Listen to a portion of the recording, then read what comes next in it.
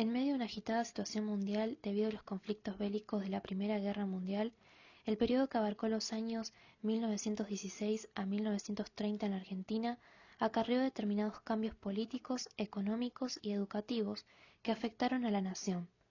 Durante estos años asumió y se mantuvo en el poder la Unión Cívica Radical, mediante una serie de 3 presidencias.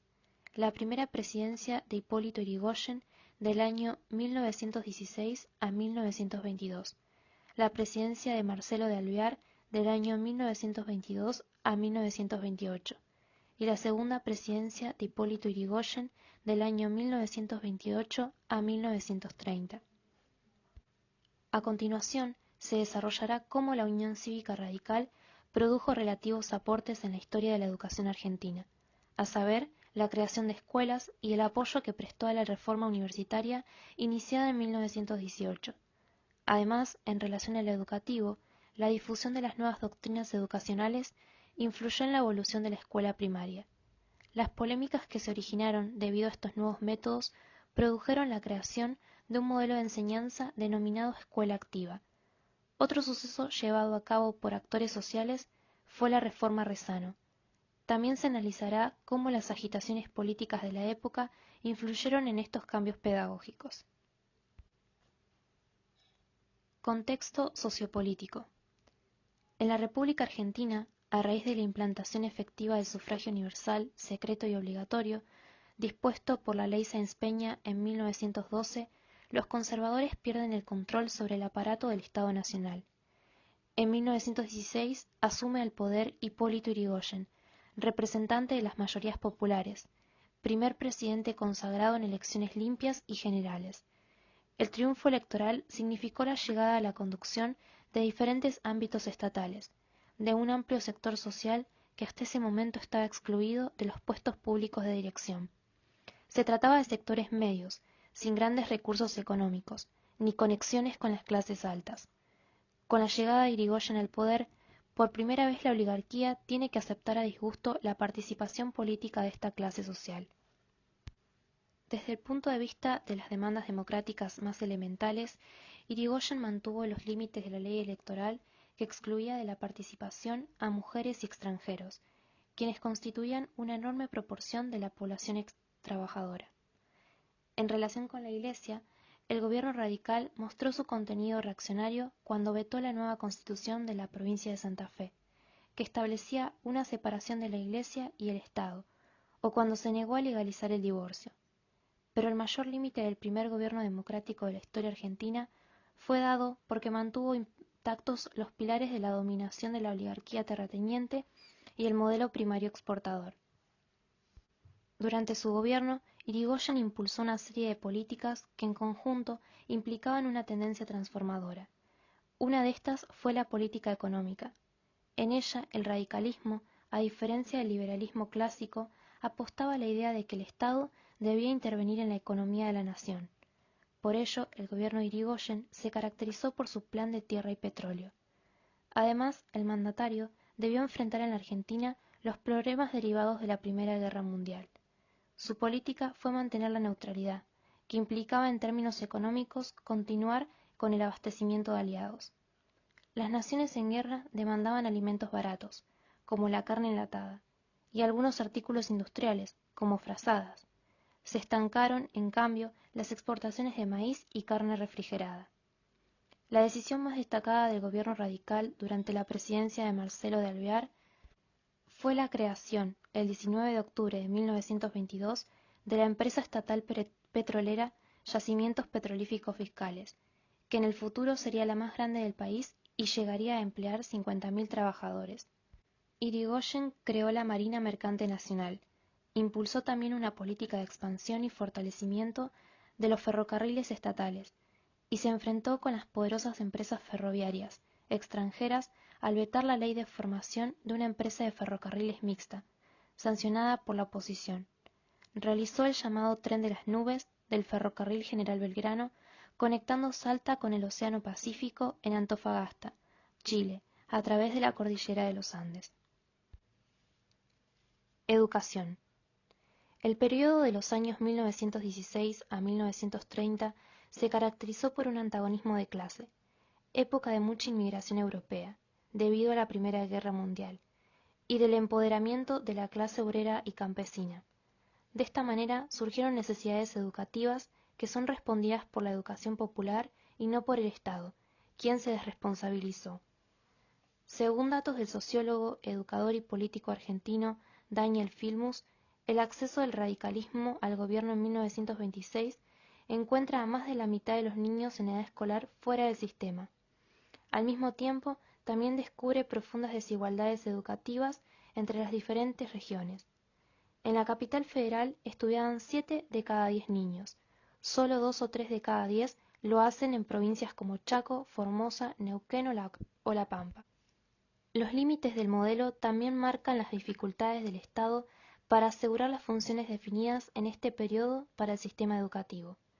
El desarrollo de este lapso de educación popular tiene que ver con cierto desenvolvimiento de lo educativo por fuera del sistema escolar. En Argentina hubo dos corrientes de pensamiento muy importantes que influyeron en la educación: el anarquismo y el socialismo, principalmente el anarquismo.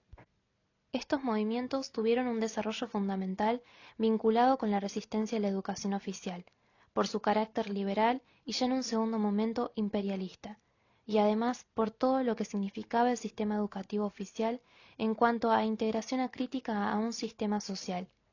Allí aparecen las sociedades populares de educación, las cooperativas y las colonias de educación agrícolas, las bibliotecas populares, las universidades populares, los cursos de educación femenina, etc. Estas experiencias no tienen ninguna intencionalidad de ser reconocidas por el Estado. Otra corriente de pensamiento clave en la educación fue el comunismo, vinculado a los sectores populares que desarrolla estrategias de difusión cultural, formación de cuadros políticos y de maestros, y el movimiento magisterial, etc. El comunismo fue fuerte en la organización de maestros en lo que podríamos llamar sindicatos de maestros. La difusión de las nuevas doctrinas educacionales influyó en la evolución de la escuela primaria. Presentaron nuevas bases y nuevas soluciones para los problemas de la educación. Estas nuevas orientaciones comenzaron a difundirse en nuestro país durante la crisis de la pedagogía positivista y cientificista. Así se produjo una sostenida lucha de ideas. Por un lado estaban los que, aferrados dogmáticamente al pasado, se esforzaban por permanecer indiferentes a la renovación. Por otro lado, los que, deslumbrados por las nuevas doctrinas, querían implantarlas de inmediato, sin importar si eran adaptables o no al país. En medio de estas controversias se realizaron algunos ensayos apresurados. Uno de ellos fue la escuela activa, que introdujo algunas innovaciones en el mobiliario escolar que añadió el trabajo manual al programa escolar tradicional, vigente desde 1911, con la intención de que grupalmente los niños se vayan formando en este tipo de experiencias. Este ensayo, que finalizó en 1930, careció de verdadera importancia y de seriedad, ya que sin ninguna convicción y sin preocuparse en una capacitación del personal docente, se pretendió implantar una escuela del nuevo tipo. Por otro lado, un sector de la élite oligárquica, desde comienzos del siglo XX, venía proponiendo reformas tendientes a integrar parcialmente a otros sectores sociales. En el área educativa se materializó en la Reforma Saavedra Lamas, en marzo de 1914. Esta proponía dividir el colegio secundario en 2 ciclos, el primero de los cuales ofrecía formación en artes y oficios destinada a los sectores populares, en tanto que en el segundo, más exclusivo, se mantenía el bachillerato tradicional, único título que permitía ingresar a la universidad. Fue el primer intento sistemático de establecer instituciones educativas orientadas al mundo del trabajo. Además, tenía el fin de contener a los adolescentes, como modo de evitar su posterior activación política. El radicalismo la abolió en febrero de 1917, argumentando que creaba un subsistema de inferior calidad destinado a los sectores ajenos a la élite, y volvió al viejo sistema clásico, centrado en el bachillerato, con el agregado de las escuelas de comercio y unas pocas escuelas industriales. Manuel Horacio Solari, en su libro Historia de la Educación Argentina, mencionó que el radicalismo creó 10 colegios nacionales, 14 escuelas normales y otras tantas escuelas industriales y de artes y oficios. Durante la primera presidencia de la UDCR no se efectuó ningún aporte destacable para la educación argentina. La única excepción la constituye el apoyo que prestó a la reforma universitaria, movimiento estudiantil iniciado en 1918. De la mano de los sectores pequeño-burgueses empieza a surgir una corriente de nacionalismo popular, donde nace la reforma universitaria, el programa educativo del irigoyenismo y los institutos de cultura nacional. La reforma universitaria de Argentina fue un movimiento de proyección latinoamericana para democratizar la universidad y otorgarle un carácter científico, que se inició con una rebelión estudiantil en la Universidad Nacional de Córdoba, durante el cual se produjeron violentos enfrentamientos entre reformistas y católicos. Reclamaban contra el oscurantismo universitario, los métodos enciclopédicos, el autoritarismo y elitismo de la jerarquía universitaria. En contraposición, reclamaban una renovación pedagógica, la vinculación de la universidad con el resto de la sociedad, un vínculo más humano entre docentes y alumnos, y la participación de estudiantes y graduados en el gobierno universitario. Irigoyen apoyó los reclamos de autonomía universitaria y cogobierno estudiantil y aprobó los primeros estatutos reformistas. Otro acontecimiento del escenario pedagógico de la Argentina que ocurrió en el periodo del año 1916 al 1930 fue la Reforma Rezano. Clotilde Guillén de Rezano introdujo en 1920 en el Consejo Escolar número 1 la reforma Sistemas de Labor y Programas, la cual tuvo vigencia hasta 1936. Estas escuelas serían un taller y un laboratorio. Estas ideas fueron recibidas en un ambiente político-pedagógico hostil, ya que irritaban la burocracia escolar, con lo cual el Consejo Nacional de Educación trató de doblegarlas. Si bien para el naciente nacionalismo católico eran verdaderas enemigas, su consenso se extendió entre los maestros y a través de algunas luchas. Estos nuevos enunciados adquirieron cierto poder en las estructuras del Consejo. Analizar la historia argentina nos brinda un caudal de información muy enriquecedor, ya que nos permite analizar el pasado para comprender el presente. En todo periodo histórico existen elementos residuales que hoy interpelan en la educación.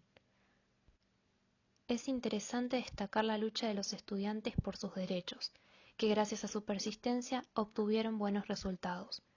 Dicha actitud es fundamental para la docencia. El derecho a la educación es de suma importancia para una sociedad, pero desde el pasado, como en la actualidad, no se le ha dado el valor que merece. Por ello, es indispensable que desde la educación se contribuya a concientizar acerca de este hecho.